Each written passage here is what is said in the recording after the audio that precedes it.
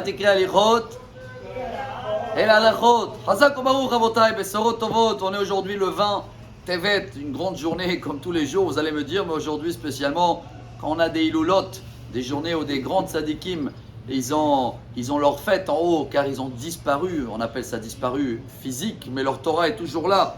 Alors c'est le Rambam, Rabbi Moshe ben Maimon, en français je crois qu'ils disent le Maïmonide, décédé 1204, il y a 816 ans en arrière, 817 ans si vous voulez, et également Rabbi Yaakov Abuchatzera, le grand-père de Baba Saleh, décédé il y a 140 ans, 1880, et il y a un point commun entre les deux, ils ont vécu, ils ont passé en Égypte.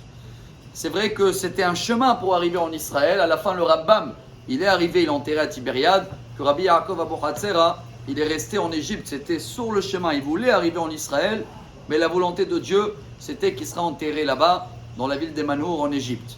Et il y a un grand message pour nous qui est lié justement en Égypte, sur la base de Maïmonide. Tout le monde connaît l'histoire que quand le Maïmonide était également le médecin du sultan en Égypte, et plusieurs fois on a essayé de le piéger, et une fois ils ont apparemment fait un concours, et ils ont prouvé au roi comme quoi ils ont trouvé le traitement pour un aveugle qui est né aveugle et qui sont capables de le donner la vue.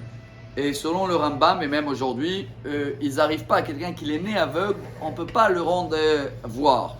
Et ils ont pris quelqu'un, ils ont préparé soi-disant des gouttes, et ils ont donné au roi, ils ont amené quelqu'un présenté, sa maman elle était là, aveugle de naissance, ils ont mis quelques gouttes, et d'un coup, il fait comme ça, waouh, je commence à voir. Le Rambam il est très étonné, il sort un petit foulard, il lui dit, quelle couleur c'est la foulard? Il le dit rouge.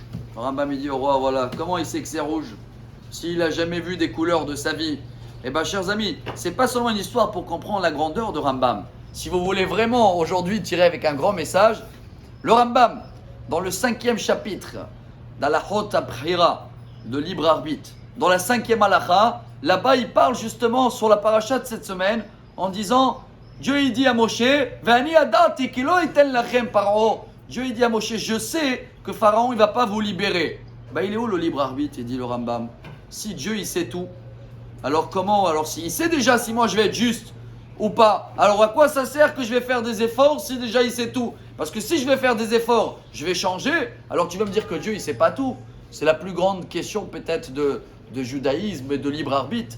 Et il dit le Rambam, et c'est très beau, le Rambam il dit, sache qu'on ne peut jamais comprendre c'est quoi la connaissance de Dieu.